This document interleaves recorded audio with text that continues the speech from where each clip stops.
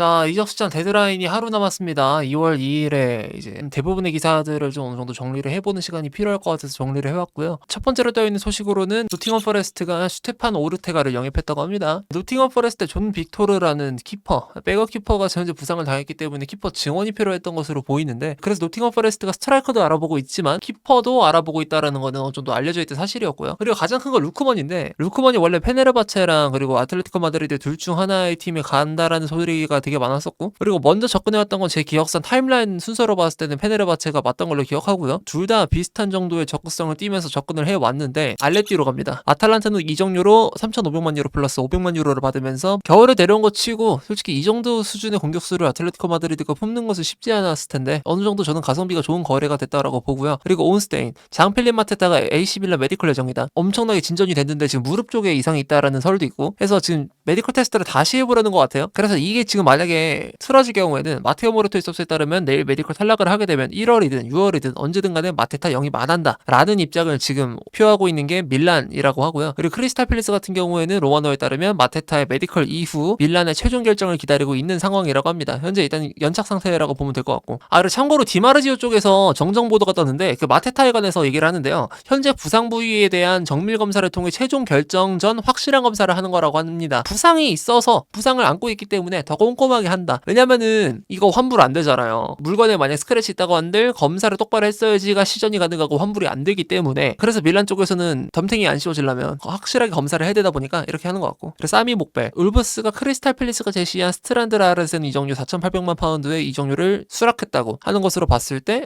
연쇄 이적 전에 나왔던 것대로 움직이긴 하는구나. 로마노가 또 힘이고가 틀릴 뻔했었는데 로마노 입장에서는 다행히도 맞을 것으로 보이고요. 그리고 현재 BBC에서 뜬 속보로 봤을 때 메리노가 심각한 발 부상 때문에 지금 장기간 전력 이탈이 우려된다고 합니다. 메뉴전에 마지막에 메리노가 발을 잡았던 장면이 있는데 이게 발 골절인 것으로 보여요. 그래서 뭐 월드컵도 못 나갈 수도 있고 시즌 아웃이 될 수도 있는데 뭐 수술에 들어간다라는 내용도 있었던 거 보면은 확실히 이제 단기간 내로 메리노는 못 보는 게 될 것 같고요. 어제 헤르트비다가 리버풀하고 링크가 엄청 많이 떴었고요. 그 중에서도 이제 라젠발 라이프치히도 막을 생각이 없다. 그리고 썬더랜드 측은 임대 조기 해지 조항이 없어가지고 썬더랜드 측하고 이걸 합의를 해야 된다. 썬더랜드의 임대생으로 가야 있는 헤르트비다라서 라젠발 라이프치히와의 합의 사항도 중요했지만 썬더랜드가 먼저 일단 포기를 했어야 됐거든요. 헤르트비다에게는 이게 큰 기회라고 보여지긴 하는데 약간은 보상금을 챙겨주면 보낼 생각이 있다라는 보도가 떴으나 현재 지금 몇 시간이 지난 이후에 로마노, 썬더랜드, 리버풀과 헤르트비다 협상 관련해서 진전된 것이 없다고 보여진다고 하고요. 지난 24시간 동안 논의가 진행되었지만 2단계에서는 합의가 이루어지지 않았으면서 썬더랜드에서는 협상을 진행할 계획이 없기 때문에 무산되었다고 합니다. 리버풀이 지금 우플팩하고 센터백 뎁스 그리고 수비형 미드필더까지 겸할 수 있는 선수가 있다면 너무 좋을 수 있는 상황인데, 근데 헤르트비다가 아무래도 아르네 슬롯의 지도를 받아봤던 선수다 보니까 이렇게 링크가 떴으나 안타깝게도 이게 안 됐고요. 근데 온스테인이 이 상황에 관해서는 헤르트비다가 지금 안 됐잖아요. 근데 이에 관해서 리버풀이 마감일 전에 지금 하루밖에 안 남았는데 다른 대안을 추구할 것으로 예상되지 않는 상황이라고 합니다. 그래서 리버풀의 1월달 겨울 이적 시장에서 수비 전력 보강은 없을 것으로 보이고, 와, 영상도 좀 떴습니다.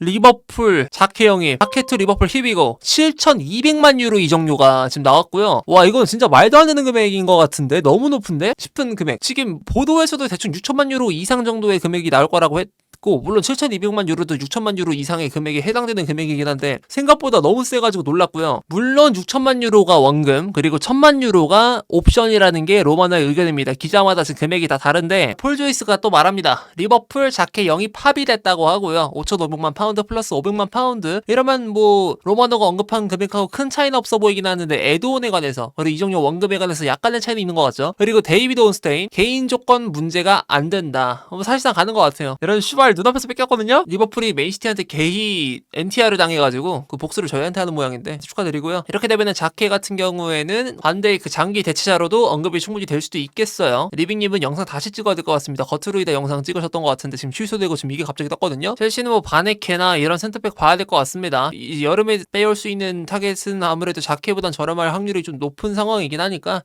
그냥 금액을 좀 아꼈다라는 정신 승리를 하면서 다른 매물들을 알아봐야 될 것 같아요. 그렇긴 하네. 왜냐면 탑급 센터백이라고 들었어가지고, 왜냐면 시장에서 평가 엄청 좋게 받았었고, 물론 가끔 가다가 대형 실수를 좀 하는 것 같아서 그게 좀 우려점이긴 한데, 공을 갖고 올라가는 동작에 관해서 되게 좋아하는데, 옛날에 마티비 그랬던 것처럼 그런 센터백 화끈함도 볼 수 있을 것 같고요. 리버풀의 센터백 라인에서는 지금은 이제 그런 저돌성을 보지 못하는 상태인 것 같고, 본지도 꽤 오래된 것 같은데, 나름대로 리버풀 팬들 입장에서는 꽤나 쾌감이 느껴지는 영입이 될 것 같습니다. 첼시가 일단은 자케 영입을 위해서 다시 임대를 보내버린 안셀미노, 지금 스트라스부르로 히위고가 떴거든요. 근데 여기에 더불어서 마마드 사르가 지금 복귀를 하게 될 것으로 보이는데, 이렇게 되면은 자케 영입은 확실히 물 건너갔구나, 흐름상으로 봤을 때도 이렇게 유추가 가능할 것 같고, 그리고 첼시가 또다시 센터백을 처리해야 되는 난관에 처해 있는데, 디사시죠. 디사시가 지금 밀란으로부터 버림받았습니다. 버림받았다기보다는 정확히는 알레그리가 안 사오고 싶다라고 하는데, 기술적인 평가를 거쳐서 알레그리 감독과 논의한 끝에 밀란은 디사시 영입을 진행하지 않기로 결정을 했다고 해요. 이거는 이제 드빈터에게 신뢰를 주기 위한 선택이기도 하다라고 지금 모레토가 얘기를 했고,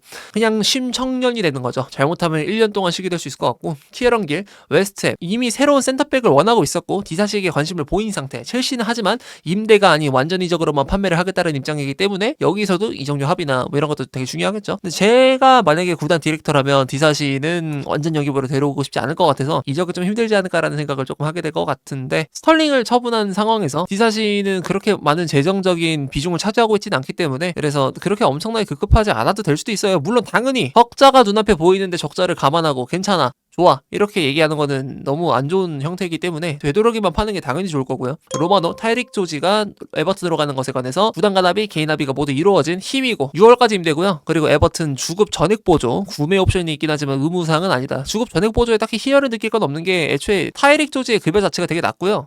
옵션 포함 1만 파운드가 안 되는데 9,475파운드래요. 엄청 저렴한 상황이라서 이 정도 금액이면은 대략 한 1,000만 원 좀 넘는 상태라 가지고 에버튼이 그렇게 많은 비중을 지고 있는 딜은 아니고, 구매 옵션에 있지만 의무사항은 아니다. 첼시가 어제 얘기가 떴었죠. 임대 이적에도 열려있는 상태다. 역시나 선임대 후 이적, 하지만 선택 이적 옵션으로 넣어서 보낸 것 같고, 첼시가 또 이런 폐기물도 있습니다. 다트로 포파나 처음 들어보는 기자인데, 마크 메첸나우아? 라는 뭐 처음 보는 기자한테 놔뒀는데요. 스트라스부르 행이 지금 거의 끝났다고 해요. 마지막 세부 사항 마무리 중이고 공식 발표는 월요일 예정이라고 합니다. 현지 기자, 프랑스 쪽 기자인 것 같은데, 이 새끼를 보내게 됐네요. 근데 지금 뭐 스트라스부르가 보니까 스트라이커 부상 때문에 오늘도 마침 PSG랑 경기를 할 때 파니첼리가 몸 상태가 좀 안 좋아 보였거든요.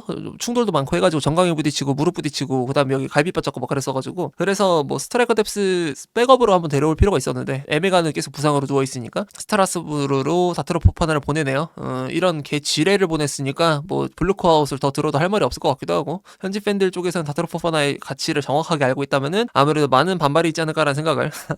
그리고 로마노, 은골로 캉테까지 유럽으로 복귀를 합니다. 페네르바체 행으로 이제 최종 단계가 마무리가 됐다고 하고요. 그리고 호킨스 또한 이에 관해서 캉테가 이적의 원칙적인 합의를 마무리했다고 하고, 야기즈가 말하기로는 캉테 이적료는 400만 유로의 합의에 매우 근접했다고 합니다. 유로에서도 굉장히 좋은 폼을 보였던 캉테라서 유럽에서도 굉장히 잘할 것으로 예상이 되는데, 유럽에서 폼을 유지하면서 월드컵을 준비하는 캉테, 기대해봐도 좋을 것 같고요.